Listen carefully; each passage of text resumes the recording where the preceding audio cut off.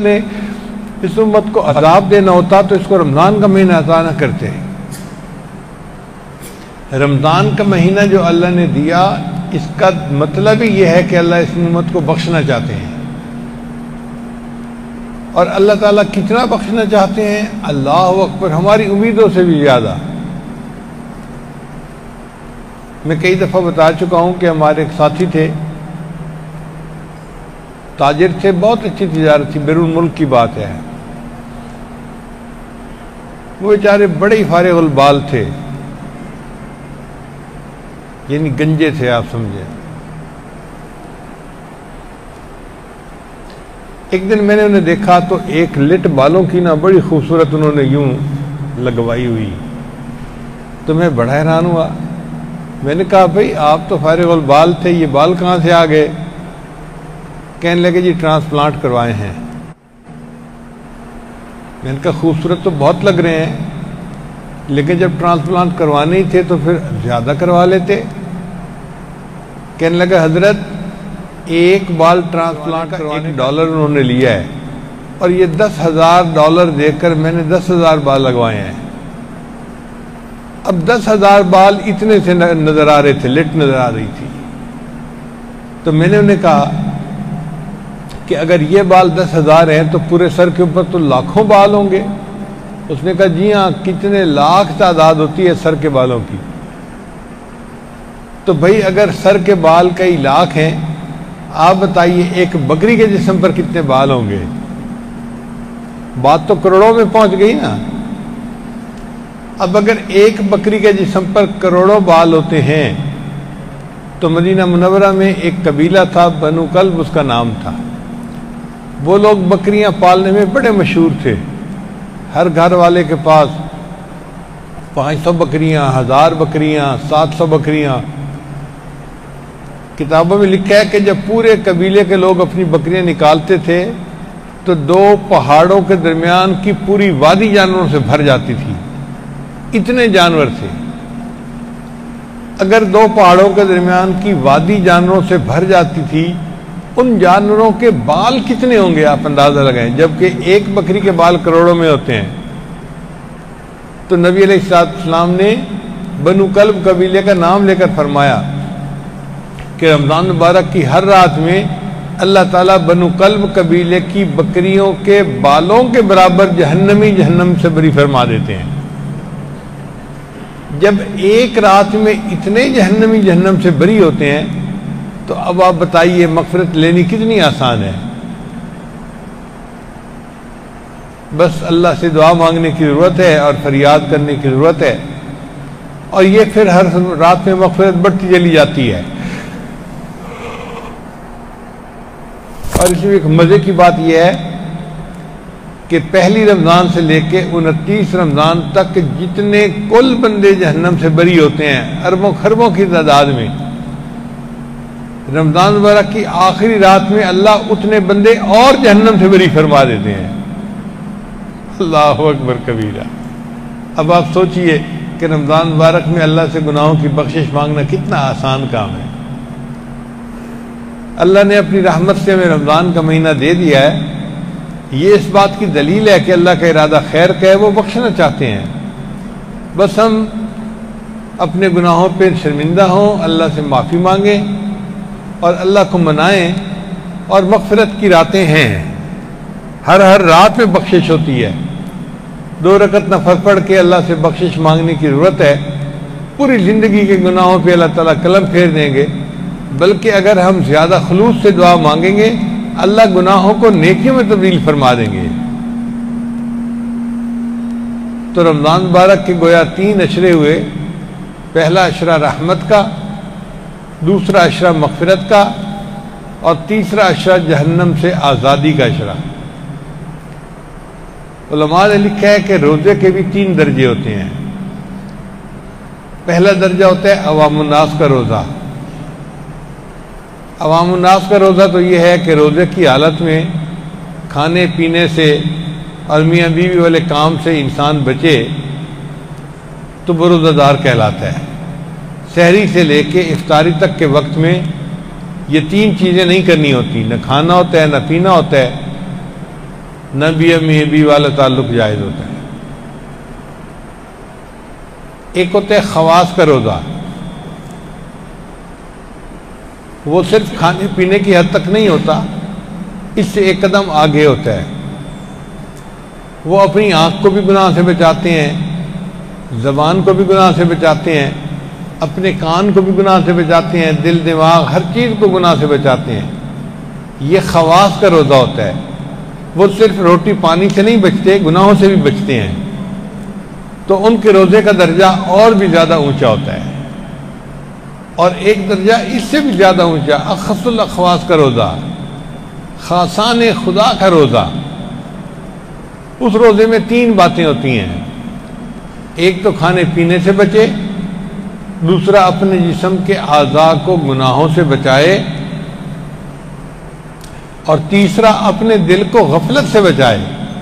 पूरे दिन में एक लम्हा भी दिल के ऊपर गफलत की कैफियत ना हो, हर वक्त दिल में अल्लाह की तरफ इनाबत हो, रुजू हो। ये रोज़ा जो है ये खासुल खास लोगों का रोज़ा होता है। हम कोशिश ये करें कि ये जो रोज़े रखने का तीसरा दर्जा है ना, सबसे आला दर्जा, इस दर्जे के रोज़े रखें। इसके लिए हमें सेल फोन को भी बाय बाय कहना पड़ेगा, और कार्टूनों को और लतीफ़ों को और क्लिप्स वगैरह इधर उधर के जो होते हैं, या फिर टेलीफोनों पे जो इधर उधर बातें होती हैं, ये सब चीज़ें छोड़नी पड़ेंगी अगर हम चाहते हैं कि हम सही कामिल दर्जे का रोज़ा रखें। अल्लाह करे कि हम उस कामिल दर्जे के रोज़े रखें जो अल्लाह को पसंद आ जाएं, और फिर उस पर अल्लाह की तरफ से हमें उजरत मिल जाए। रोज़े में 2 खूबसूरत बातें ये हैं कि एक तो अस्सियाम वल कुरान यशफियान, कुरान भी क़यामत के दिन बंदे की शफाअत करेगा, और रोज़ा भी क़यामत के दिन बंदे की शफाअत करेगा कि या अल्लाह इस बंदे को आप जहन्नम से बचा के जन्नत अता फरमा दीजिए। और दूसरी खूबसूरत बात यह है कि रोज़े का अजर अल्लाह देते हैं। अल्लाह ने फरमाया अस्सौमु ली व अना अजज़ी बिही, हदीस कुदसी है, रोज़ा मेरे लिए और रोज़े का बदला भी मेरे ज़िम्मे है, मैं दूंगा। चुनांचे हम जो अमल करते हैं फरिश्ते उसका अजर लिख देते हैं। जब रोज़ा रखते हैं तो फरिश्ते अजर नहीं लिखते, सिर्फ इतना लिखते हैं इस बंदे ने रोज़ा रखा, रोज़ा रखा, रोज़ा रखा। अब क़यामत के दिन हिसाब किताब होगा और बंदे के आमाल नेकी और बुराइयों के देखे जाएंगे। फर्ज करो कि एक बंदे के पास 1 लाख नेकियां कम हैं, गुनाह ज्यादा हैं, मगर उसके नाम अमाल में कुछ रोज़े भी मौजूद हैं। अब रोज़े का अजर उसको मिलना है, तो अब आप बताइए क्या ये मुमकिन है कि अल्लाह ताला कहें कि नहीं बस रोज़े का अजर तो मैं इसको 500 नेकियां दूंगा, अब बाकी नेकियां नहीं है तो मैं नहीं जानता, जाए जहन्नम में। अल्लाह ताला तो बड़े करीम है, बड़े रहीम है, सखी हैं, सखियों के भी परवरदिगार हैं। उलमा ने लिखा है कि जितना मर्जी गुनाहों के अंबार उस बंदे के पास होंगे, जब अल्लाह ताला की बारी आएगी ना अजर देने की, अल्लाह फरमाएंगे अच्छा मेरे अजर देने पर अगर ये बंदा जन्नत में जा सकता है तो मैं इतना अजर देता हूं कि सब गुनाह कम हो गए और ये बंदा जन्नत जाने के काबिल हो गया।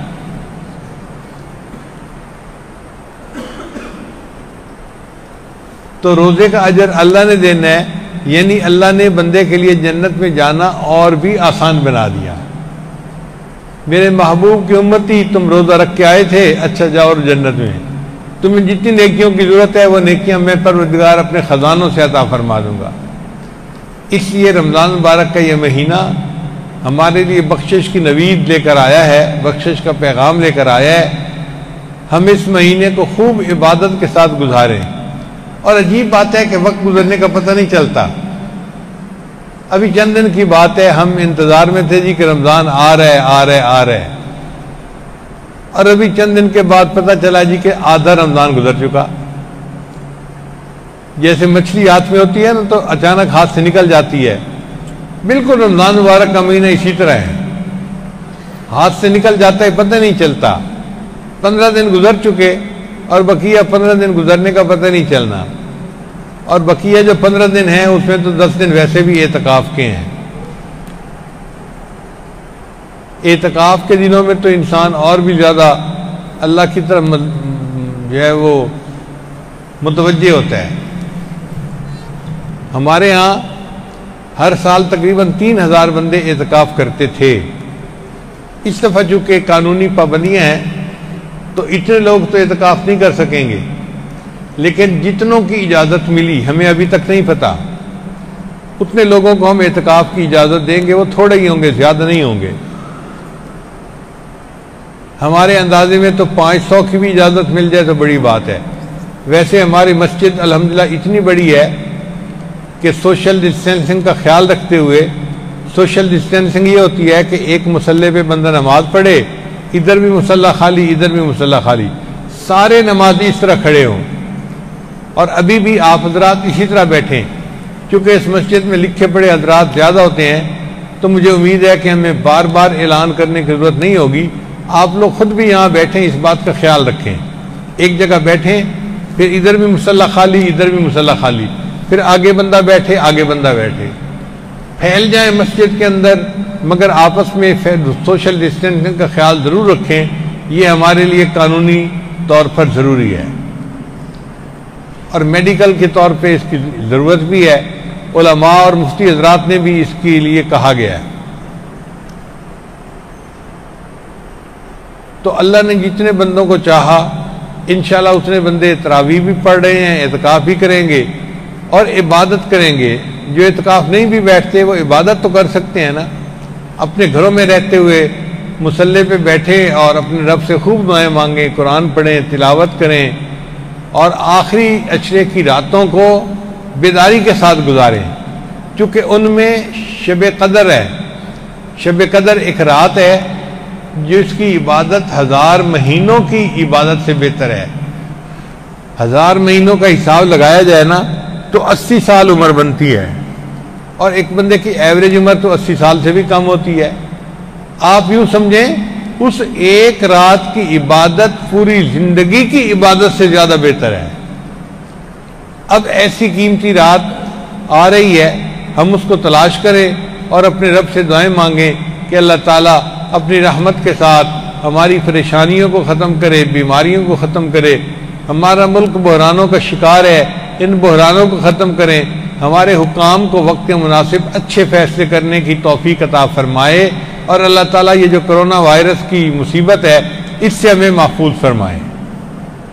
किसी शायर ने क्या अच्छी बात कही है, मैं मानता हूं वबा के दिन है, मैं मानता हूं वबा के दिन है, मगर ये दिन भी खुदा के दिन है। मैं मानता हूं वबा के दिन है, मगर ये दिन भी खुदा के दिन है। दिलों से मायूसियां निकालो, जरा से आगे शफा के दिन है। मायूस होने की जरूरत नहीं है, थोड़ा इंतजार करने की बात है, उसके बाद फिर शफा के दिन शुरू हो जाएंगे। मैं मानता हूं वबा के दिन है, मगर ये दिन भी खुदा के दिन है। दिलों से मायूसियां निकालो, जरा से आगे शिफा के दिन है। ये पहला मौका नहीं ज़मीं पर, अजीज़ो ये तो दुआ के दिन है। ये पहला मौका नहीं ज़मीं पर, वबाएं तो पहले भी कई दफ़ा फूटी। ये पहला मौका नहीं ज़मीं पर, अजीज़ो ये तो वफा के दिन है। गुजर गई उम्र गफलतों में, यही तो रब से वफा के दिन है। बाकी उम्र तो गफलतों में गुजर गई, अब ये जो वबा के दिन है हम इनको इबादत के ज़रिए वफा के दिन बनाएं और अपने रब को मना लें। अल्लाह ताला रमज़ान की बरक़ात से हमें वाफिर हिस्सा अता फरमाए और जितने लोग ये बात सुन रहे हैं, करीब हैं या दूर, अल्लाह सब की बख्शिश फरमाए। व आखिरु दावाना अनिल हम्दुलिल्लाहि रब्बिल आलमीन।